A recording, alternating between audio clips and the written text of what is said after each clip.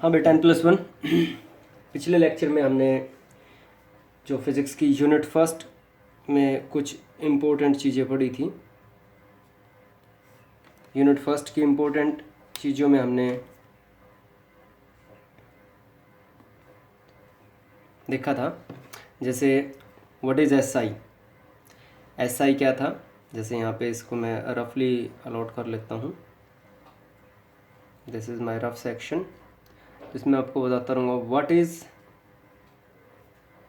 SI, system of international या international system of unit. इसमें 7 main units थी और 2 सप्लीमेंट्री यूनिट्स भी इसके अंदर हमने पढ़ी थी।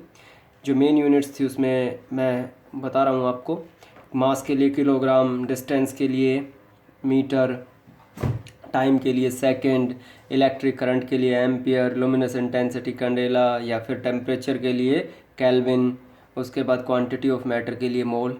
और जो सप्लीमेंट्री यूनिट थी वो थी plane angle and solid angle.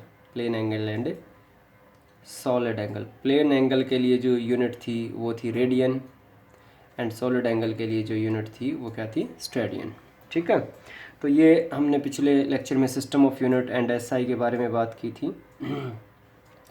जो आज हम बात करेंगे वो सबसे इम्पोर्टेंट बात रहेगी। पहले हम बात करेंगे व्हाट इज़ प्लेन एंगल और उसके बाद मैं आपको कुछ इम्पोर्टेंट प्रैक्टिकल यूनिट्स के बारे में बताऊंगा।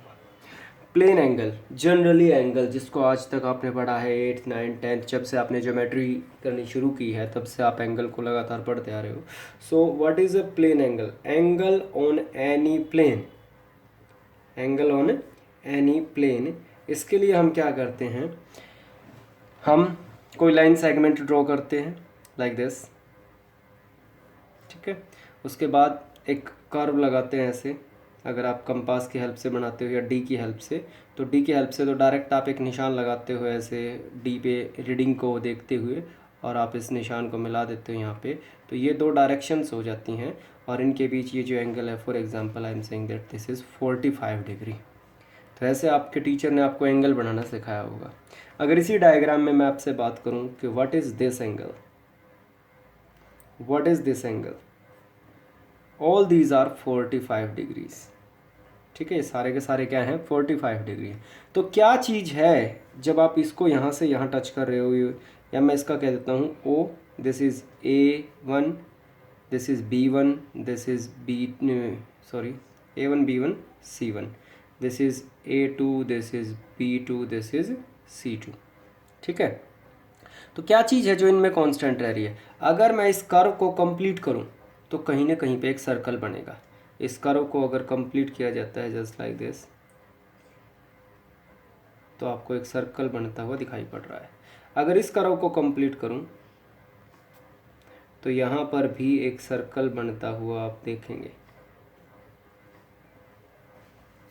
दिखाई पड़ रहा है।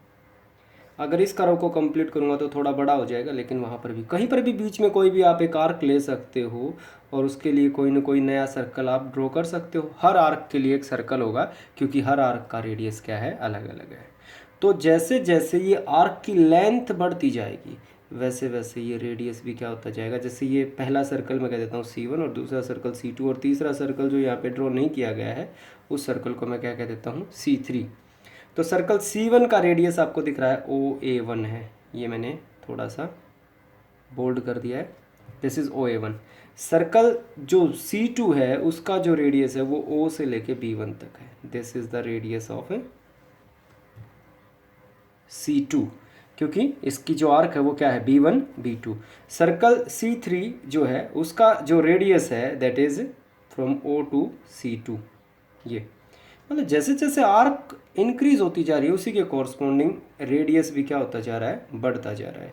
तो इस आर्क और रेडियस की जो रेशियो है, क्योंकि आर्क बढ़ रही है तो रेडियस भी बढ़ रहा है, आर्क के साथ साथ रेडियस भी इंक्रीज हो रहा है। तो आर्क और रेडियस की रेशियो चाहे वो C1 C2 के लिए हो, चाहे वो B1 B2 के लिए हो, चाहे वो A1 A2 के लिए हो, वो हमेशा क्या रहेगी, same, and that is 45 degree.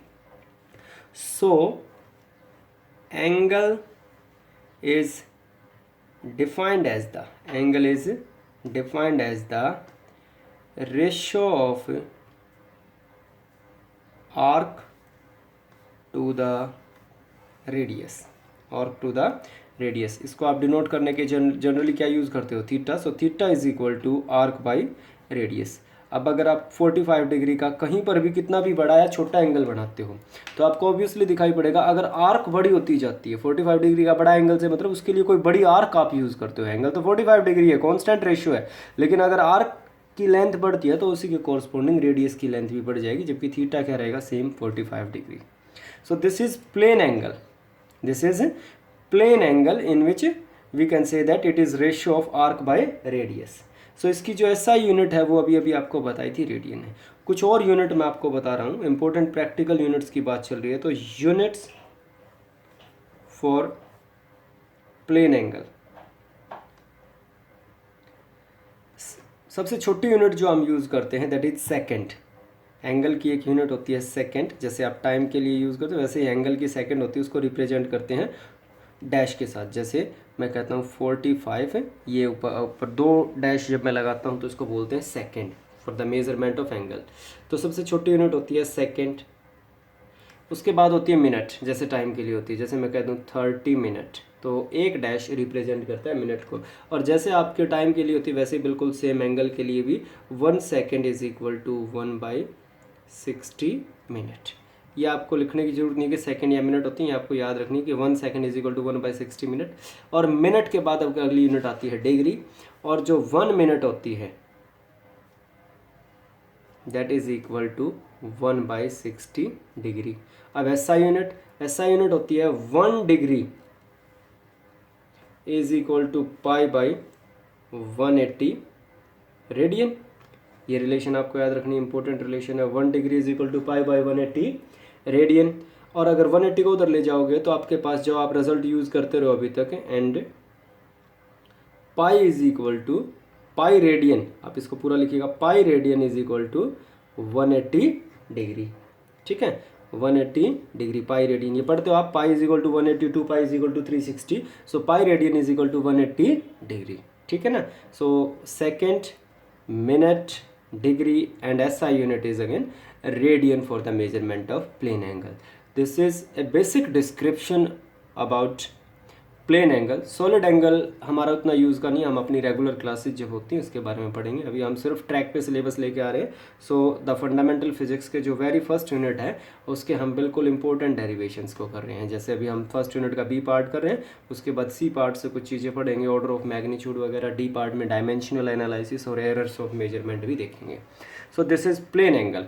अब हम बात करते हैं कुछ और प्रैक्टिकल यूनिट्स के बारे में। देखिए, some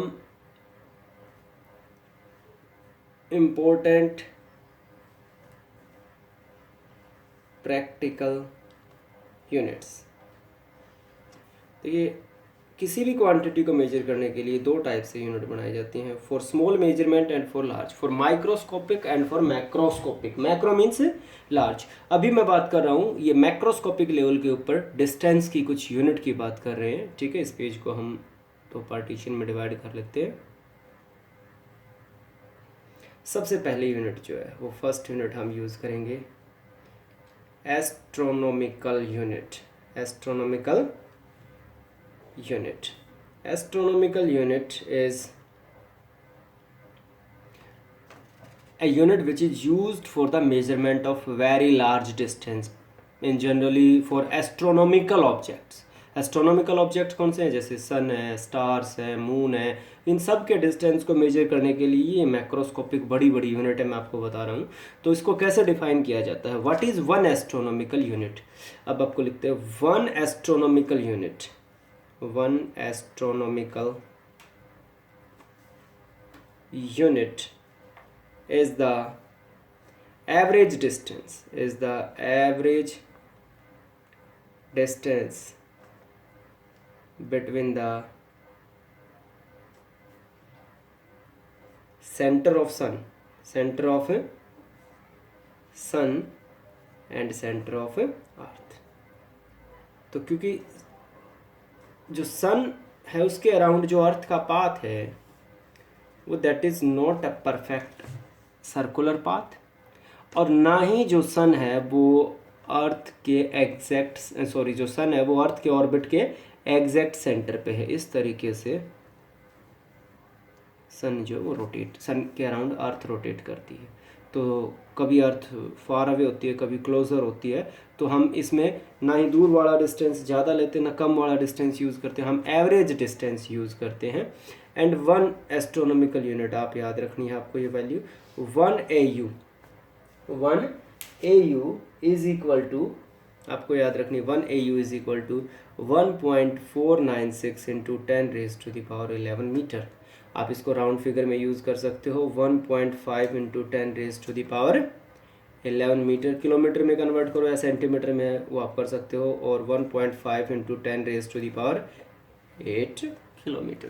तो कंफ्यूज नहीं होना है आपको, यूनिट का ध्यान रखना है। मीटर में हम इसको लिखते हैं जनरली, तो 1.5 into 10⁻11 metre for our numerical purposes हम इसको यूज़ कर सकते हैं। ठीक है, next unit is light year. Light year, what is light year? नाम से पता चल रहा है। वैसे ईयर जो है वो एक यूनिट है जो मेज़रमेंट ऑफ टाइम के लिए हम यूज़ करते हैं, लेकिन यहाँ पे ये ईयर टाइम के लिए नहीं यूज़ किया जा रहा है। ये लाइट ईयर है। It is distance travelled by light. It is distance travelled by light in 1 year, in travelled by A ray of light भी आप यूज़ कर सकते हो, इन 1 ईयर इन फ्री स्पेस। तो ऐसा नहीं है कि कोई मीडियम पुट कर दोगे, मीडियम पुट कर दोगे तो स्पीड ऑफ लाइट जो है वो डिक्रीज हो जाएगी, जिस वजह से हमें एग्जैक्ट वैल्यू नहीं मिलेगी। तो आप फ्री स्पेस में जो लाइट की एक रे ऑफ लाइट है उसका जो डिस्टेंस है वो कैलकुलेट करना होता है। एज स्पीड ऑफ लाइट कितनी होती है? Speed of light 3 into 10⁸ metre per second. And 1 year कितना होता है?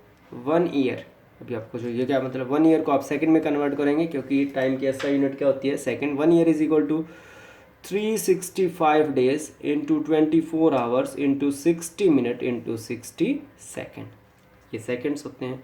सो as distance is equal to velocity into time, so 1 light year will be equal to, velocity कितनी है? 3 into 10⁸ into 365 into 24 into 60 into 60 metre. याद रखना है metre में हम मेजर कर रहे हैं। ठीक है, इसको आपने नोटबुक पे कैलकुलेट करना है। ये बड़ी बड़ी कैलकुलेशंस आपकी फ़िज़िक्स में आपके साथ रहेंगी, तो आप एक बार इनके लिए हैबिचुअल हो जाएंगे तो आपको बहुत आसान रहेगा फिर बार बार इसको कैलकुलेट करना। याद रखें, आप कैलकुलेटर का यूज़ नहीं करेंगे, ठीक है ना।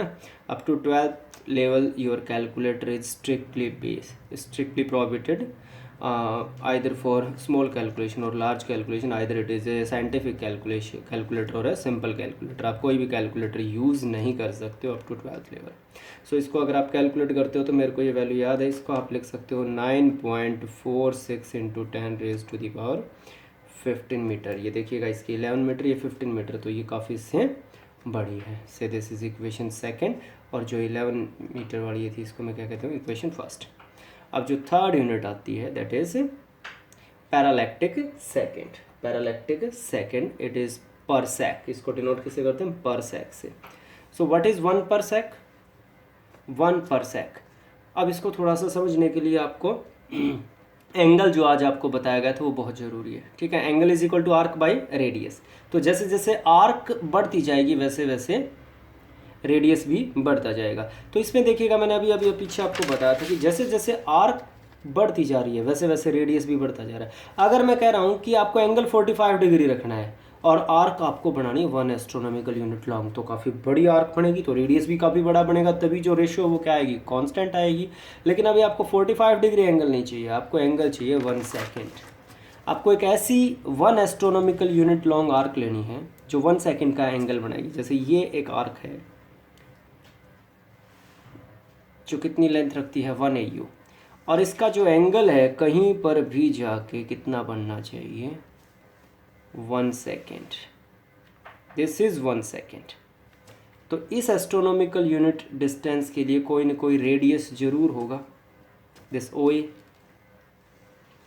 वो रेडियस क्या कहलाएगा, दैट इज कॉल्ड 1 पर सेक। 1 एस्ट्रोनॉमिकल यूनिट लंबी किसी भी आर्क के लिए कोई रेडियस जरूर एग्जिस्ट करेगा जिसके लिए वो एंगल कितना बनाएगी, 1 second. That radius is called 1 पर सेक। सो कैसे डिफाइन करेंगे, 1 पर सेक is radius of that circle whose 1 astronomical unit long arc makes an angle of 1 second at its center। फिर से पढ़ेंगे, 1 पर सेक उस सर्कल का रेडियस है जिसकी 1 एस्ट्रोनॉमिकल यूनिट लंबी एक आर्क कितना एंगल बनाती है, 1 सेकेंड। कहाँ पे, उसके सेंटर पे। ठीक है, तो 1 एस्ट्रोनॉमिकल यूनिट लॉन्ग आर्क जब 1 पर सेक का 1 सेकेंड का एंगल बनाएगी तो उसका रेडियस कितना होगा, 1 पर सेक। S theta is equal to, अभी आपको बताया था, arc by radius. So arc कितना है, 1 AU, रेडियस कितना है, 1 पर सेक, और थीटा कितना होगा, 1 second. So 1 second is equal to 1 AU by 1 पर सेक। यहाँ से 1 पर सेक की वैल्यू आप निकाल सकते हो। 1 पर सेक is equal to ferroelectric second is equal to 1 AU 1.5, अभी आपको लिखा हुआ दिखाई दे रहा, 1.5 into 10 raise to the power 11 metre. और अभी आप रिलेशन निकालेगा 1 सेकेंड, 1 सेकेंड आप यूज़ नहीं कर सकते हो, तो 1 सेकेंड को आपको किस में कन्वर्ट करना पड़ेगा, 1 सेकेंड को कन्वर्ट करना पड़ेगा रेडियन में, क्योंकि हम किस में काम करते हैं, हम काम करते हैं इंटरनेशनल सिस्टम में। तो आपको 1 second is equal to 1/60 minute, and 1/60 minute is equal to 1/60 into 1/60 degree, and 1 degree is equal to 1/60 into 1/60 degree is equal to कितना होगा, इसको अगर आप रेडियन में कन्वर्ट करेंगे, 1/60 into 1/60 into π/180 radian. This is your conversion. 1 second 1/60 minute, 1/60 minute, ये 1/60 minute 1 second ही है, ये इतना आ गया। अब ये 1 सेकेंड है तो ये 1 second is equal to this radian. 1/60 second is equal to 1 second is equal to 1/60 minute, it is equal to 1/60 degree into π/180 radian. So ये आपके पास सेकंड है जो किस में कैलकुलेट किया गया है, रेडियन में। तो आप यहाँ पे यूज़ कर सकते हो, it is equal to 1.5 into 10 raise to the power 11 metre divided by 1/60 into 1/60 into π/180 radian. अब आप इसको कैलकुलेट करेंगे, ये फिर से आपके लिए होमवर्क है, आपको कैलकुलेट जरूर करना है इसको। यहाँ पे अगर मैं इसको लिख दूँ तो 1.5 into 60 into 60 into 180 into 10 raise to the power 11 and divided by pi is 22/7। तो जब आप इसको कैलकुलेट करेंगे, मेरे को ये वैल्यू लर्न है तो मैं इसको डायरेक्ट लिख देता हूँ, 3.1 into 10 raise to the power 16 metre. अभी देखिएगा ये 16 मीटर है, इसका जो पावर है 10 की पावर, ये 15 मीटर है and this is 11। So largest कौन सी हुई, parsec. Parsec is the largest unit which is used for the measurement of the distance. तो आज जो आपको बताया गया है that is what is plane angle, जो बहुत बार आपका यूज़ होगा। वीडियो को अच्छे से देखिए और समझिएगा, कॉन्सेंट्रेशन बना के बैठिएगा अपने मोबाइल फ़ोन या पीसी पे। उसके बाद आपको 1 सेकेंड या सेकेंड की रिलेशंस बताई गई हैं किसके साथ, रेडियन के साथ, जो कि अगेन बहुत इंपॉर्टेंट है। उसके बाद आपको बताई गई astronomical unit, light year and parsec. अगर कहीं भी कोई प्रॉब्लम है तो आप कमेंट बॉक्स में या फिर पर्सनली मैसेज करके पूछ सकते हो। Thank you for watching.